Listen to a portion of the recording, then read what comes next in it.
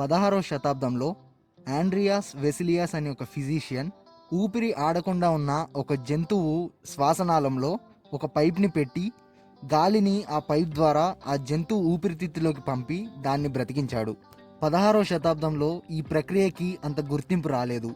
కానీ ఈరోజు Andreas use చేసిన ఆ పద్ధతిని మొదటి మెకానికల్ వెంటిలేషన్గా గుర్తించారు.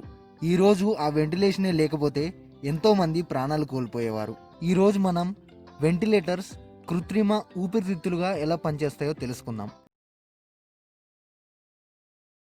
ఈ వెంటిలేటర్స్ ఎలా పనిచేస్తాయో తెలుసుకోవాలి అంటే ముందు మన శ్వాసకోశ వ్యవస్థ ఎలా పనిచేస్తుందో తెలుసుకోవాలి. మనం శ్వాస తీసుకున్నప్పుడు గాలి మన ముక్కు ద్వారా మన శరీరం లోపలికి వెళ్తుంది. ముక్కు నుంచి గాలిని ఊపిరితిత్తు వరకు చేర్చడానికి ఒక శ్వాసనాళం ఉంటుంది. దీనినే ట్రేకియా అని అంటారు. ఈ శ్వాసనాళం ద్వారా గాలి ఊపిరితిత్తుల వరకు చేరుతుంది. మన ఊపిరితిత్తులలో అల్వియోలై అనే గాలి సంచులు ఉంటాయి. మనం గాలి తీసుకున్నప్పుడు మరియు వదిలినప్పుడు ఇవి సంకోచం వ్యాకోచం చెందుతూ ఉంటాయి.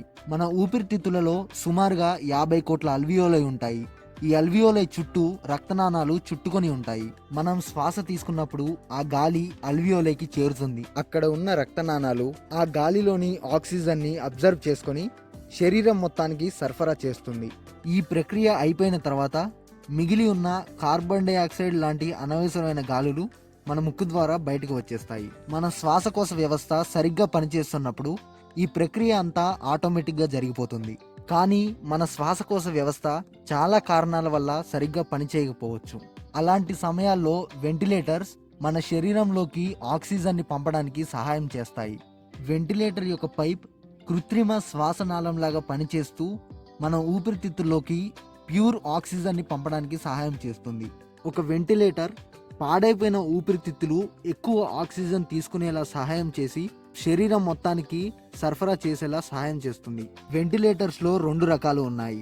ఒకటి పాజిటివ్ ప్రెషర్ వెంటిలేషన్, ఇంకోటి negative pressure ventilation. Positive pressure వెంటిలేషన్లో ఒక పైప్ని మన శ్వాసనాళంలో పెట్టి ఊపిరితిత్తులకి ఆక్సిజన్ని సప్లై చేస్తారు. నెగిటివ్ ప్రెషర్ వెంటిలేషన్ అంటే మన శరీరాన్ని ఒక మూసి ఉన్న గదిలో ఉంచి అందులో ఉన్న గాలిని మొత్తం తీసేస్తారు. ఇలా చేయడం వల్ల మన చెస్ట్ ఎక్స్పాండ్ అయ్యి శ్వాస తీసుకోవడం సులభం అవుతుంది.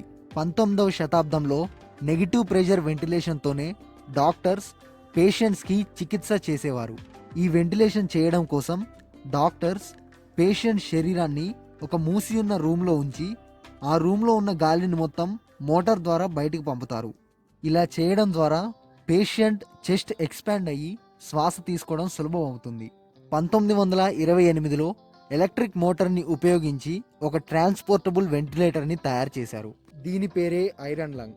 1980లోగా ఈ ఐరన్ లంగ్ అన్ని హాస్పిటల్స్లోకి అవైలబిలిటీకి వచ్చింది.